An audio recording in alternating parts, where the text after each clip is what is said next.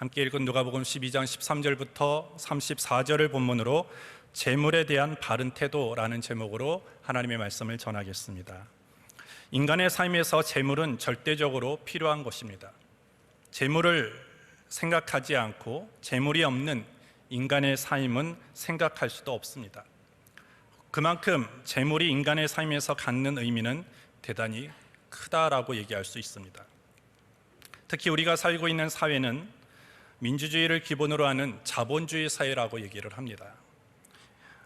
시장주의 경제 원리에 따라서 사유재산을 인정하고 그리고 각자의 소유를 지향하고 이윤을 추구하고 있는 사회가 오늘 우리가 살아가고 있는 사회입니다. 이런 사회에서 최고의 가치의 정점이 있는 것이 무엇이냐? 재물, 돈이라고 얘기할 수 있습니다. 특별히 전 세계가 하나의 경제권을 이루고 그리고 그 모든 문제들이 경제로부터 시작해서 경제로부터 마무리되어지는 이런 시대를 살아가고 그리고 모든 정치인들이 가장 중요하게 여기는 것이 경제 문제라고 얘기하는 이 시대 속에서 점점 경제 문제가 부각되면 부각될수록 우리 생활에서 재물 그리고 돈이 차지하는 의미는 점점 커질 수밖에 없는 것입니다. 이러한 시대 속에서 살아가는 상황 그리고 이러한 상황 속에서 살아가고 있는 저와 여러분들에게 재물에 대한 바른 가치관, 재물에 대한 바른 태도를 정립하는 것은 대단히 중요한 일이라고 얘기할 수 있습니다. 하나님의 나라의 백성이라 할지라도 우리는 여전히 이 땅에서 살아가고 있습니다. 그리고 이 땅에 살아가면서 우리는 세속적인 것과 세상적인 것들과 관계를 맺으면서 우리는 살아갈 수밖에 없습니다. 따라서 오늘 우리는 이 세속적인 것 그리고 이 세상적인 것의 대표적인 이 재물의 문제를 어떻게 우리가 대하냐, 어떠한 자세를 가지고 살아가느냐가 우리의 신앙이나 우리의 삶에 대단히 중요하다라고 성경이 말씀하고 있습니다. 특별히 오늘 본문에서는 물질과 관련해서 우리가 취해야 되는 태도가 무엇인가에 대해서 예수님이 말씀하고 있습니다. 우리가 이 시대에 어떠한 태도를 가지고 물질을 대해야 되고 어떤 자세를 가지고 재물을 대해야 되는지에 대해서 잠시 살펴보도록 하겠습니다. 오늘 본문은요, 예수님의 말씀을 듣고 있는 한 무리가 예수님께 하나의 요청을 시작하면서 이야기가 시작되어집니다. 13절에 보시면 무리 중에 한 사람이 이르되 선생님 내 형을 명하여 유업을 나와 나누게 하소서 하니 라고 시작을 하죠. 여기서 이 사람은 예수님을 선생님이라고 부릅니다. 즉 랍비라고 부르는 것이죠. 오늘 예수님을 향해서 유산을 중재해달라고 얘기합니다. 우리의 부모님은 이제 돌아가셨는데 이제는 그 부모님이 남겨주신 이 유산을 형과 자신이 나눠야 된다는 것입니다. 근데 예수님께 나아가지고 이것을 해결해달라고 요청하는 것입니다. 왜 하필이면 예수님께 이런 요청을 하느냐? 오늘 이 사람이 예수님을 부르는 호칭이 어떻게 부릅니까? 선생님이요, 랍비요 이렇게 부른다는 것은 그 당시에 유산을 상속하는 문제는 이미 율법에 기록되어 있습니다. 그리고 율법을 해석하고 율법을 잘 적용시켜 줄 사람들이 누구였느냐? 랍비였다는 것이죠. 그래서 이 사람을 이 선생님, 즉 예수님을 선생님으로 부르면서 이 유산 상속에 대한 문제에 개입해 달라는 것입니다. 중재를 해달라고 얘기하는 것입니다. 왜냐하면 동생의 입장에서 이미 유산을 받을 때 뭔가 자기가 받을 만큼 충분히 못 받았다라고 생각하기 때문이에요. 돈이라는 것이 그렇습니다. 주는 사람은 많이 준 것 같은데 받는 사람 입장에서는 별로 못 받은 것 같은, 항상 부족하고 모자란 것 같은 것이 돈이죠. 오늘 동생도 마찬가지였을 거예요. 형이 어느 정도 유산을 부모님으로부터 받은 유산을 줬지만 이 동생 입장에서는 자신은 더 받아야 되는 것이 맞다라고 생각한 거예요. 나는 더 많은 몫을 받아야 되는데 난 그만큼 충분하게 받지 못했기 때문에 오늘 이 랍비가 개입해서 이 문제를 정리해달라고 요청을 하는 것입니다. 오늘 그러면서 예수님께서 이 질문을 통해서 정말 이 시대를 살아가고 그리고 그 당시를 살아가는 제자들에게 이 물질에 대해서, 재물에 대해서 어떤 태도를 가져야 되는가에 대해서 교훈하고 있는 것입니다. 첫 번째로 오늘 예수님이 물질이 있을 때 우리는 어떻게 해야 되는가에 대해서 얘기를 합니다. 우리가 물질이 있을 때, 물질이 많을 때 우리는 어떤 자세를 가지고 살아가야 되느냐? 탐욕을 경계해야 됩니다. 15절 상반절에 보시면 저에게 이르시되 삼가 모든 탐심을 물리치라 이렇게 예수님이 말씀합니다. 유산 분배에 중재해달라고 얘기하는데 오늘 예수님이 말씀하시는 것이 무엇입니까? 탐심을 물리치라 이렇게 말씀하는 것입니다. 그러면서 두 가지의 명령을 하시죠. 하나는 삼가라, 또 하나는 물리치라는 것입니다. 삼가라는 것은 분별하라는 뜻이고요, 그리고 물리치라는 것은 경계하고 주의하라는 뜻을 가지고 있습니다. 이 둘의 의미를 우리가 포함해서 잘 생각해 보면 우리가 늘 탐심이라는 문제에 대해서 지각을 가지고 분별하면서 경계해야 되고 물리쳐야 되는 것이 탐심이다라고 예수님이 말씀하는 것입니다. 여러분들, 탐심이라는 것이 무엇입니까? 더 많이 갖고자 하는 마음, 욕망, 그것을 탐심이라고 얘기하죠. 자신이 지금 가지고 있는 것에 만족하지 아니하고 필요 이상의 것을 더 갖기를 원하는 마음, 그것을 탐심이라고 얘기하는 것입니다. 오늘 예수님이 이렇게 말씀하시는 것은 무엇이냐면 우리가 많이 가지고 있는 것에 대해서 문제를 말씀하시는 것이 아니에요. 성경은요, 늘 재물에 대해서 중립적인 태도를 취하고 있습니다. 재물은 하나님이 주신 선물입니다. 하지만 그것이 왜 중립적인 성격이냐? 재물 자체가 좋거나 나쁜 건 아니에요. 재물을 어떻게 사용하느냐, 재물을 대하는 태도, 그 자세에 따라서 그 재물이 나쁘게 여겨질 수도 있고 좋게 여겨질 수도 있기 때문에 성경은 구약에서부터 신약에 이르기까지 늘 재물에 대해서 중립적인 태도를 취하고 오늘 예수님도 그렇게 말씀하시는 것입니다. 그러면서 문제는 뭐냐 하면 많이 가지고 있는 것이 문제가 아니라 부하기를 원하는 마음, 갖고 있음에도 불구하고 그것에 대해서 만족하지 아니하고 더 가지려고 하는 그 마음이 더 나쁘다라고 오늘 말씀하고 있는 것입니다. 그러면서 성경은 이 탐심을 뭐라고 얘기하냐면 우상숭배라고 얘기를 합니다. 에베소서 5장 5절에 보시면 그러므로 땅에 있는 지체를 죽이라 곧 음란과 부정과 사욕과 악한 정욕과 탐심이니 탐심은 우상숭배니라 이렇게 말씀을 합니다. 탐심이 우상숭배라고 얘기를 합니다. 여러분들, 우상이라는 게 뭡니까? 뭔가 이렇게 형상을 만들어 놓고 이런 것들이 우상입니까? 오늘 성경을 통해서 정확하게 우상, 즉 우상 숭배가 뭐냐면 하나님의 자리에 하나님이 아닌 것이 있는 모든 것들이 우상이라고 성경이 말씀하고 있죠. 따라서 탐심을 우상 숭배라고 하는 것은 뭐냐면 탐심이라는 것이 우선순위의 문제라는 것입니다. 하나님보다, 하나님 뜻보다, 하나님의 명령보다 앞서는 것, 그것이 내 마음이든 내 생각이든 내가 뭔가를 더 추구하고 갖고자 하는 그 모든 것들이 탐심이라고 오늘 말씀하는 것이죠. 오늘 왜 예수님께서 유산 상속의 문제를 정리해달라고 온 이 청년에게 오늘 탐심이란 문제를 끄집어냈냐 하면 오늘 이 동생은 아마 속으로 억울했을 거예요. 난 더 받아야 되는데, 형이 내 것을 더 많이 가져갔는데 라고 억울한 마음으로 왔지만 오늘 예수님이 봤을 때 오늘 이 동생에게 너는 왜 탐심을 경계하지 못하느냐라고 말씀하시는 이유는 뭐냐면 이 동생의 마음 가운데 어떤 마음이 들어왔냐면 어떤 물질에 많고 적고 그것이 중요한 것이 아니라 이제까지 하나님이 알려주신 이 영적인 가르침이 물질보다 지금 앞서 있다는 것입니다. 형제를 사랑해야 됩니다. 그리고 형제를 사랑해야 됩니다.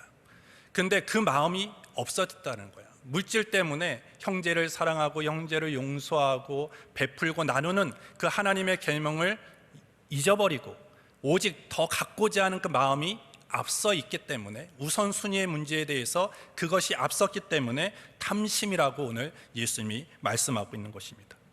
그러면서 탐심을 물리쳐라 이렇게 얘기를 하는 거예요. 그러면서 이유를 얘기하죠. 15절 하반절에 보시면 사람의 생명이 그 소유에 넉넉한 데 있지 아니하니라 하시고, 이 청년은 내가 형으로부터 더 많은 재산을 받고 유산을 받으면 내 삶이 더 넉넉해지고 더 편안해지고 더 행복해질 거라고 생각하고 유산을 더 받기를 원했던 거예요. 근데 오늘 예수님이 말씀하는 것이 무엇입니까? 우리의 사람의 생명은 넉넉한 데 있지 않다 이렇게 말씀합니다. 이어서 생명이라는 것은 사람이 어떤 죽고 사는 목숨의 문제가 아니라 참된 삶, 진정한 생활, 이것을 의미하는 것이죠. 따라서 참된 삶, 바른 삶을 살아가는 데 있어서 유산을 더 많이 받고 적게 받고는 그다지 중요한 것이 아니다라는 거예요. 세상은 다르게 얘기하죠. 돈을 더 많이 가지면 더 좋은 집에 거할 수 있고 더 좋은 차를 탈 수 있고, 그리고 더 좋은 음식을 많이 먹을 수 있다. 그리고 그러한 생활을 하다 보면 사람들로부터 어떤 인정을 받습니까? 아, 저 사람은 성공한 인생이야. 저 사람은 참 인정할 만해. 이런 얘기를 들을 수 있죠. 그것은 세상이 그 사람에게 얘기하는 것이지, 오늘 주님이 오늘 우리에게 말씀하시는 것은 참되다라고 인정받는 것은 우리의 소유에 많고 적음에 있지 않다라고 오늘 말씀하고 있는 것입니다. 그러면 무엇이 가장 중요한가라고 얘기했을 때 오늘 예수님께서 비유를 가지고 말씀하십니다. 부자 농부라는 비유를 통해서 말씀하시는데 16절에 보시면 또 비유로 저에게 일러 가라사대 한 부자가 그 밭에 소출이 풍성하매라고 얘기합니다. 부자인 농부를 가지고 얘기를 하는데 이 부자는요 소출이 풍성했대요. 이미 부자였는데 농사를 지었는데 더 풍부해졌다라고 오늘 얘기를 합니다. 오늘 이 부자의 농부는요 불의한 사람이 아니에요. 여러분들 농사만큼 정직한 것이 없어요. 땀 흘린 만큼 거둘 수 있는 것이 농사입니다. 그래서 이 사람이 이렇게 소출이 풍성할 수 있었다는 것은 열심히 일했다는 거예요. 땀 흘려 일했다는 것이고 하나님 앞에 정직했다는 거예요. 오늘 이 농사가 내가 그냥 땀만 많이 흘린다고 잘 되지 않습니다. 때를 따라서 비도 내려야 되고 햇빛도 내려야 되고 그 모든 것들이 잘 조성되었을 때 그 땀과 합작품이 잘 돼서 풍성한 소출을 얻게 되어지는 것이죠. 따라서 그냥 이 사람이 풍성한 수확을 얻을 수 있었다는 것은 근면했고 성실했고 또 거기에 하나님이 복을 주셨다는 거예요. 근데 오늘 예수님이 계속 비유를 들으면서 말씀하시는데 보면 이 사람이 이렇게 하나님 앞에 큰 복을 받았음에도 불구하고 뭔가 잘못된 것이 있다라고 오늘 예수님이 말씀하십니다. 그러면서 17절에 뭐라고 얘기하냐면 심중에 생각하여 가로되 내가 곡식 쌓아둘 곳이 없으니 어찌할꼬.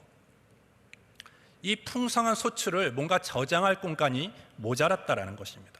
그래서 고민에 빠집니다. 이거 어떻게 해야 될까라고 고민을 빠졌는데 이 사람이 생각해낸 그런 답이 무엇이냐면 곡간을 하나 더 짓자라는 거예요. 18절에 보시면 또 가로되 내가 이렇게 하리라 내 곡간을 헐고 더 크게 짓고 내 모든 곡식과 물건을 거기 쌓아두리라 이렇게 얘기합니다. 대단히 합리적인 사람이고 현명한 사람이죠. 이 사람이 이렇게 곡간을 새로 허물고 지은 것은 도덕적으로 윤리적으로 잘못된 것이 하나도 없습니다. 어떻게 보면 자신의 미래를 위해서 잘 저장해 놓겠다라는 거예요.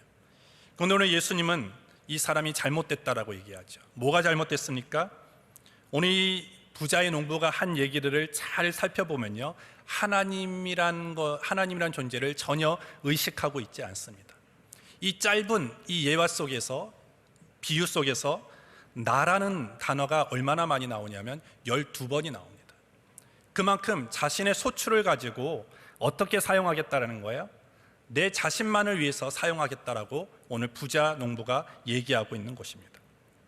이제 먹을 것, 쓸 것 충분하니까 나를 위해서 살고 이제 일하지 말고 내가 즐기고 내가 기쁘게 그냥 내가 편안하게 살고자 지금 얘기하는 것입니다. 19절에 뭐라고 얘기합니까? 또 내가 내 영혼에게 이르되 영혼아 여러 해 쓸 물건을 많이 쌓아두었으니 평안히 쉬고 먹고 마시고 즐거워하지 하리라 하되. 하나님이 주신 복을 가지고 어떻게 사용하겠다는 거예요? 하나님이란 존재는 전혀 의식하지 않고 자기 자신만을 위해서 지금 살고자 하는 것입니다. 그러면서 이 부자에 대해서 어떻게 예수님이 평가하십니까? 20절에 보면 하나님은 이르시되 어리석은 자여 오늘 밤에 내 영혼을 도로 찾으리니 그러면 내 예비한 것이 네 것이 되겠느냐 하셨으니 라고 얘기합니다. 세상적인 눈으로 봐서는 미래를 잘 대비하고 자신의 소출을 그냥 함부로 사용하는 것이 아니라 저축을 하고 저장을 한 거에 대해서 사람들은 대단히 지혜롭고 현명하고 합리적이라고 얘기를 할 수 있지만 하나님은 이 사람에게 어떻게 말씀하시는가? 어리석은 자여 이렇게 말씀하는 거예요. 성경에서 어리석다라는 것은 뭔가 둔하다, 머리가 잘 돌아가지 않는다라는 의미로 어리석다라는 단어를 쓰지 않습니다. 성경에서 어리석은 자라는 것은 하나님을 인정하지 않는 사람을 어리석다라고 얘기하는 것이죠. 오늘 하나님이 이 사람을 어리석다라고 얘기해요. 당연하겠죠. 오늘 자신이 가지고 있는 이 재물을 하나님이란 존재는 전혀 의식하지 않고 자기 자신만을 위해서 사용하겠다고 했기 때문에 하나님을 인정하고 있지 않다라는 것입니다. 따라서 오늘 여기서 우리가 알 수 있는 것은 무엇입니까? 내가 아무리 열심히 일하고 노력해서 번 재물이라 할지라도 그 뒷면에는 다 하나님이 함께 하셨기 때문이라는 거예요. 그래서 늘 그 물질을 대하고 재물을 대할 때 우리가 생각해야 될 것은 뭐냐면 거기에는 분명히 하나님의 손길이 있었다라는 거예요. 하나님의 간섭함이 있었다라는 것이죠. 그러면서 오늘 하나님이 말씀하세요. 내 영혼을 오늘 밤이라도 내가 취하여 가면 그 물질이 네 것이 되겠느냐라는 거예요.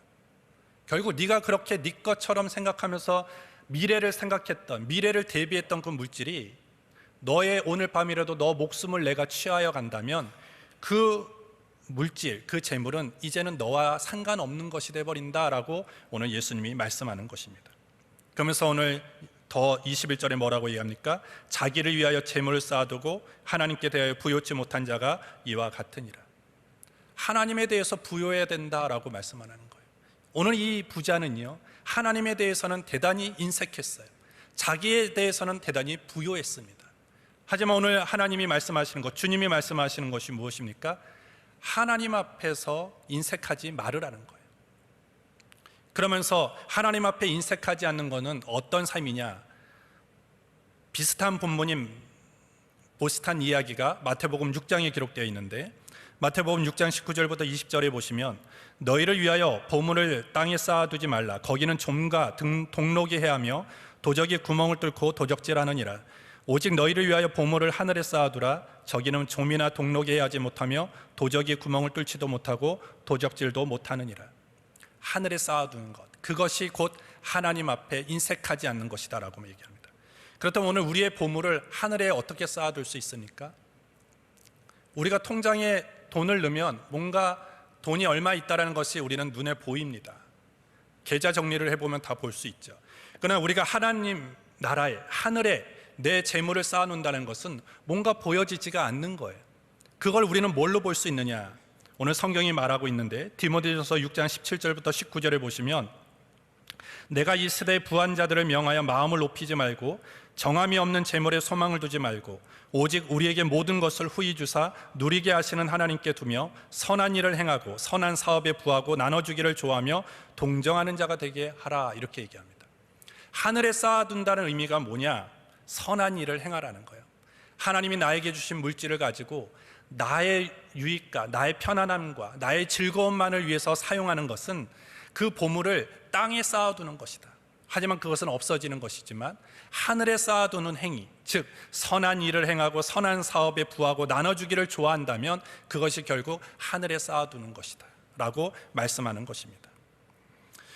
오늘 이 땅에 우리가 살아가면서 하나님이 나에게 주신 물질, 그것이 많을 때 우리가 어떻게 그 물질을 대해야 되느냐? 이렇게 대해야 된다는 거예요. 나만을 위해서, 나의 즐거움을 위해서, 내 입을 즐겁게 하기 위해서 맛있는 음식을 나만을 위해서 먹고 살아가는 것이 아니라 선한 일과 그리고 선한 그런 사업에 내 물질이 들여져야 된다는 거예요. 그것이 결국 내 물질이, 내 보물이 하늘에 쌓아지고 있다는 것입니다. 여러분들, 하나님의 나라, 천국은요, 물질이 필요한 곳이 아닙니다. 하나님의 나라, 천국에 필요한 것은요, 우리의 마음이 필요한 곳이라는 것이죠. 우리가 그 물질을 어떤 마음으로 사용하느냐, 우리가 그 물질을 어떤 마음으로 대하느냐, 그 마음이 천국에 필요하다라는 거예요. 따라서 오늘 우리 모든 청년들이 이 시대에 돈이면 다 된다, 돈이 힘이다라고 얘기하는 시대 속에서 오늘 우리 청년들은 돈에 많이 관심을 갖죠. 연봉이 더 많이 주는 것, 나를 더 대우해 주는 것, 어떻게 하면 돈을 더 잘 벌 수 있을까, 이런 고민에 많이 청년들이 빠져 있는데, 하나님, 우리가 돈을 벌고 돈을 많이 갖는 것 절대 성경은 나쁘다라고 얘기하지 않습니다. 우리가 성실하게, 근면하게, 부지런하게, 정직하게 일하면 그 손이 수고한 대로 하나님이 복을 주실 거예요. 하나님이 그 복을 주셨을 때 그 물질을, 그 재물을 우리는 어떻게 대해야 되느냐? 오늘 예수님이 오늘 우리에게 말씀해 주셨듯이 선하고 그리고 착한 행실에 그 물질을 사용해야 된다는 거예요. 그것이 결국 하늘에 내 보물을 쌓아두는 행위다라고 오늘 말씀하고 있죠. 따라서 오늘 우리가 하나님이 주신 물질과 재물을 그냥 나만을 위해서 사용한다면 세상 사람들과 다를 바 없다라는 것이죠. 오늘 마지막 시대로 갈수록 나타나는 현상이 뭐냐면 사람들이 자기를 사랑해요. 그리고 돈을 사랑합니다. 쾌락을 사랑합니다. 그 재물을 대하는 태도가 잘못되어지면 그 물질을 가지고 나를 사랑하는 데만 써요. 쾌락을 사랑하는 데만 씁니다. 그렇게 돼버린다는 거예요. 그러할 때 오늘 우리가 물질을 어떻게 사용해야 되느냐에 대한 분명한 바른 생각과 태도를 취하지 아니하면 우리는 그 물질에 우리는 포로가 되어버리고 물질의 노예가 되어버린다는 거예요. 여러분들, 우리가 지금 누리고 있는 모든 재물은 하나님이 주신 것입니다. 그래서 여러분들이 가지고 있는 재물을 여러분들의 것이라고 생각하는 순간부터 여러분들의 신앙은 무너지기 시작하는 거예요. 하나님이 주신 물질은 하나님의 것입니다. 그래서 여러분들, 하나님의 것과 내가 사용해야 될 것을 잘 구분해야 됩니다. 그래서 우리 청년들이, 저는 헌금 생활을 잘하기를 주님의 이름으로 축복합니다. 11조 생활 잘하셔야 돼요. 하나님이 주신 모든 것 중에 원래는 다 하나님의 것입니다. 하지만 하나님이 그 중에 한 개만 나한테 달라는 거예요. 10개를 내가 너한테 줬지만 한 개를 나한테 달라는 거예요. 그것이 여러분들 재물을, 물질이 하나님부터 왔다는 것을 내가 인정하는 첫걸음이라는 거예요. 그 생활이 철저하게 된다면 물질의 주인이신 하나님께서 여러분들의 삶에 부족함이 없도록 하나님께서 채워주시고 인도해 주시게 될 줄 믿습니다. 그래서 여러분들, 우리 청년들, 커피 마시는 것 별로 안 아깝죠? 그죠? 친구 만나서 맛있는 음식 먹는 거 안 아깝죠? 근데 여러분들 교회 와서 하나님 앞에 헌금하는 거 대단히 인색합니다. 11조 대단히 인색합니다. 여러분들, 11조를 드릴 때 우리 청년들도 그런 갈등을 많이 할 거예요. 내가 100만 원을 벌었을 때 10만 원 드리는 거 별 갈등하지 않았어요. 근데 내 연봉이 점점 늘어나서 내 연봉이 2천이 되고 3천이 되고 4천이 되고 5천이 돼서 11조가 그만큼 늘어났을 때 예전의 마음이 그렇게 들지 않았을 거예요. 드리면서 아깝죠. 이거면 다른 거 할 수 있는데, 이거면 다른 거 살 수 있고, 내가 사고 싶었던 거 살 수 있고, 이거 몇 달만 모으면 내가 뭘 바꿀 수 있고, 이런 생각이 들죠. 충분히 그런 생각이 듭니다. 하지만 오늘 우리가 그러한 생각으로부터 하나님의 모든 물질의 주인이시다라는 것을 다시 인정한다면 하나님 앞에 11조와 헌금 생활을 다시 바르게 정립해야 돼요. 그것이 물질을 대하는 바른 태도의 시작이라는 거예요. 두 번째로, 그러면 재물이 많을 때는 이렇게 우리가 행해야 되는데 재물이 없을 때 우리는 어떻게 해야 되느냐? 재물이 없을 때는, 재물이 많을 때는 탐욕을 경계해야 되지만 재물이 없을 때는 염려를 경계해야 됩니다. 22절에 보시면, 또 제자들에게 이르시되 그러므로 내가 너희에게 이르노니 너희 목숨을 위하여 무엇을 먹을까, 몸을 위하여 무엇을 입을까 염려하지 말라, 이렇게 되어 있습니다. 의식주의 문제는 늘 우리와 너무나 밀접한 그런 문제이기 때문에, 필수적인 것이기 때문에 염려하지 않을 수가 없어요. 근데 오늘 예수님은 어떻게 말씀하십니까? 염려하지 말으라는 것입니다. 명령을 하고 있어요. 이 염려라는 것은요, 오늘 본문을 쭉 읽다 보면 좀 변형이 돼서 나오는데, 염려라는 말도 나오고 근심이라는 말도 나오고 두렵다라는 단어도 나옵니다. 결국 우리가 먹고 사는 의식주의 문제가 우리 안에 어떤 모습으로 다가오냐면 염려라는 모습으로, 근심이라는 모습으로, 두려움이라는 모습으로 찾아온다라는 것입니다. 그럴 때 오늘 예수님이 분명하게 말씀하시는 것은 염려도 하지 말고 근심도 하지 말고 두려워하지도 말라고 말씀합니다. 왜 그렇습니까? 23절부터 24절에 보시면, 목숨이 음식보다 중하고 몸이 의복보다 중하니라. 까마귀를 생각하라. 심지도 아니하고 거두지도 아니하며 골방도 없고 창고도 없으되 하나님이 기르시나니 너희는 새보다 얼마나 더 귀하냐, 이렇게 얘기합니다. 목숨이 음식보다 중요하고 몸이 의복보다 중하다. 그러니까 사람의 생명이 어떤 소유에 넉넉한 데 있지 않다라는 것을 너희는 먼저 알아야 된다. 그리고 무엇보다도 누구를 신뢰하고 누구를 의지하며 살아가야 되는지를 분명히 너희가 알아야 된다라고 말씀을 합니다. 그러면서 까마귀와 그리고 꽃을 비유로 들면서 말씀하시죠. 그래서 까마귀, 유대인들에게 있어서 까마귀는요, 불결한 짐승입니다. 왜? 시체를 먹는 새이기 때문에 불결한 짐승이죠. 근데 그 불결한 짐승조차도 하나님께서 다 먹이신다라는 거예요. 여러분들, 이제까지 살아오면서 까마귀가 굶어 죽었다는 소식, 뉴스를 들어본 적이 있나요?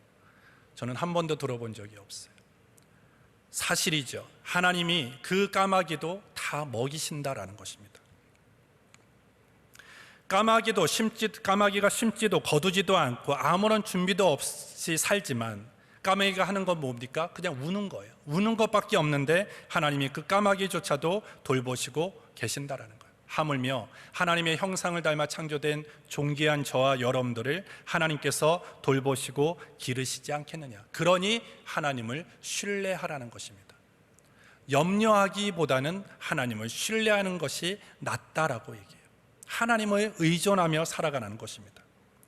또한 25절에 보시면 또 너희 중에 누가 염려함으로 그 키를 한 자나 더할 수 있느냐.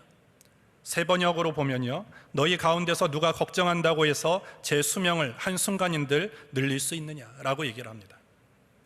누가 염려함으로, 걱정함으로, 근심함으로 자기 키를 더할 수 있느냐, 더 크게 할 수 있느냐. 세 번역으로 보면 그 생명의 연수를 늘릴 수 있느냐라는 거예요. 걱정한다고 해서 되는 거 하나도 없다라는 거예요. 저는 제 키의 목표가 183이었어요. 근데 제 키가 180에서 딱 멈췄습니다. 전 아직도 3cm를 더 크고 싶은데 근심한다고 해서 안 커지더라고요. 걱정한다고 안 커져요. 이제 하나님이 180까지만 커라 이렇게 그냥 말씀하시는 것 같은데, 정말 우리가 염려한다고 해서 키가 클 수만 있다면 염려 많이 하십시오. 내 연수를 오래 살고 싶은 사람, 내가 염려한다고 내 연수를 늘릴 수만 있다면 염려 많이 하면 됩니다. 근데 오늘 주님이 말씀하시는 것이 무엇이에요? 염려한다고 그런 거 되지 않는다라는 거예요. 그러면서 오늘 드레핀 백합화조차도 솔로몬의 어떤 영화로움보다 훨씬 낫다라는 거예요. 솔로몬이 많은 것을 누리고 많은 것을 잊고 좋은 것을 잊고 먹고 마셨지만 그 드레핀, 그 백합화 하나만도 못하다라고 말씀하는 것이죠. 그러면서 늘 공급하시는 하나님을 신뢰하라고 말씀합니다. 29절에 너희는 무엇을 먹을까 무엇을 마실까 하여 구하지 말며 근심하지도 말라. 우리가 구해야 될 것은 이와 같이 무엇을 먹을까 무엇을 마실까 구하지 말라는 거예요. 하나님 의존하고 하나님 신뢰하면 하나님이 까마귀도 드레핀 백합화도 다 입히시고 먹이시는 것처럼 우리를 먹이시고 돌보실 것이다. 우리가 해야 하는 것은 무엇이냐? 하나님이 내 필요를 아신다는 것을 알고 내가 기도해야 될 것이 있다. 그것이 뭐냐면 하나님의 나라를 구하고 그런 것들을 더하해 달라고 기도해야 된다라고 오늘 말씀하는 것입니다. 다가올 하나님의 나라, 하나님의 통치, 그리고 하나님의 그 역사하심이, 하나님의 그 다스리심이 오늘 우리의 삶의 자리에 나타날 수 있게 해달라고 기도하는 거예요. 하나님의 통치와 하나님이 개입하시는 사회는요, 공평한 사회가 되어져요. 가난한 자가 없어지게 되어집니다. 부족함을 느끼지 못하는 사회가 되어지죠. 그렇기 때문에 오늘 우리가 구해야 될 것은 당장 내 앞에 있는 의식주의 문제를 가지고 염려하고 근심하고 걱정하고 두려워하지 말라고 말씀하는 것입니다. 오늘 우리는 이런 것들을 염려하지 않고 그런 것들을 위해서 살아가지 않으면 사람들이 두려워합니다. 다른 사람은 다 물질을 위해서 사는데 나만 이렇게 살아서 될까? 내가 이러다가 진짜 빈털털이 되는 거 아닌가? 나만 도태되어지는 것이 아닌가? 라고 두려움에 빠질 수 있어요. 하지만 오늘 예수님이 말씀하시는 것이 무엇입니까? 적은 무리여 무서워하지 말라라는 거예요. 하나님 의존하고 하나님을 신뢰하고 물질이 많을 때는 탐욕을 경계하고 물질이 적을 때는 염려를 경계하면서 하나님을 의지하고 하나님이 원하시는 그 바른 삶을 살아갈 때 하나님이 까마귀를 먹이시듯 우리를 먹이실 것이고 우리를 돌봐주실 것이다. 그거 신뢰하고 두려워하지 말아라 라고 오늘 말씀하고 있습니다. 오늘 이 땅의 모든 것들은 다 썩어질 것이에요. 멋진 자동차도 썩어집니다. 근사한 집도 다 낡아집니다. 내가 산 옷도 다 낡아질 수밖에 없어요. 그래서 영원히 낡지 않는 하나님의 나라를 위해서 살아가는 것, 그래서 오늘 우리가 물질을 바르게 대하면서 지혜롭게 살아갈 수 있는 것은 우리의 시선을 바꿔야 되는 거예요. 우리의 눈이 늘 땅에만 고정되어 있으면 물질을 바르게 사용할 수 없어요. 물질을 바르게 대할 수 없어요. 우리의 눈과 우리의 영적인 모든 것들이 하나님을 향해 있어야 되고 하늘을 향해 있어야 돼요. 그래서 마태복음 6장에 보시면 이와 비슷한 내용이 적혀 있는 6장에 보시면요, 눈을 얘기하고 있어요. 눈이 밝아야 된다 이렇게 얘기를 합니다. 즉 우리의 눈이 하나님을 바라보고 하나님께 집중되어 있을 때 우리의 물질도 잘 사용할 수 있다라고 성경이 말씀해 주고 있는 것입니다. 저는 우리 청년들 지지난주에 우리의 언어가 영성의 바로미터다라고 말씀을 드렸어요. 또 오늘 제가 여러분들에게 말씀드리고 싶은 것은 우리가 재물과 물질을 대하는 태도가 우리의 신앙에 지금 어디까지 와 있는가, 그것을 말해주는 것입니다. 대단한 봉사, 활발한 그런 교회 안에서 봉사를 한다 할지라도 이러한 같은 물질을 대하는 태도가 바르지 못하면 우리의 신앙은 지금 위선적인 것이에요. 바른 신앙생활을 하고 있는 게 아니에요. 그래서 주머니가 회개하지 않으면 회개하지 않은 사람이다라고 얘기하는 거죠. 그러니까 물질이 바르게 되지 않으면 절대 그 신앙생활이 바르다라고 얘기할 수 없는 거예요. 그래서 우리 목회자도 마찬가지고 우리 청년들 모든 성도들이 다시 한번 이번 한 주간 내가 물질을 지금 어떠한 자세를 태하고 있는가, 물질에 대해서, 재물에 대해서 어떠한 자세를 취하고 있는가를 점검해보는 한 주간이 되기를 주님의 이름으로 축복합니다. 하나님이 나에게 많은 물질을 주셨을 때 내가 물질을 지금 어디에 사용하고 있는가. 아까 맨 마지막 구절이 뭐랍니까? 34절에 보시면 너희 보물 있는 곳에는 너희 마음도 있다. 보물이 있는 곳에 마음이 있어요. 마음이 있는 곳에 보물이 갈 수밖에 없는 것입니다. 내 마음이 하나님께 많이 가 있으면 내 물질은 당연히 하나님께로 많이 가요. 하지만 내 마음이 하나님이 아닌 다른 곳에 가 있으면 물질은 당연히 굴러갈 수밖에 없는 것이죠. 여러분들이 물질이 지금 어디로 많이 쓰여져 있는지, 사용되어져 있는지를 점검하셔야 됩니다. 그래서 바르게 다시 회복이 돼야 되고, 그리고 오늘 말씀처럼 물질이 많을 때는 그 물질을 하늘에 쌓아둬야 되고, 물질이 적을 때는 염려를 경계하고 하나님을 의지하고 하나님을 신뢰하며 하나님이 모든 것들을 내 삶을 돌보고 계시다라는 것을 믿고 있는 자리에서 정직하게 성실하게 최선을 다해서 나아간다면 하나님이 시편을 통해서 약속하셨던 내 손이 수고한 대로 합당한 열매를 맺게 하시리라는 그 하나님의 약속이 반드시 우리의 삶에 이루어지게 될 줄 믿습니다. 그러한 복된 삶으로 이 한 주간 걸어갈 수 있게 되기를 주님의 이름으로 축복합니다. 하나님 아버지 감사합니다. 오늘 이 자리로 우리를 불러주심을 감사합니다.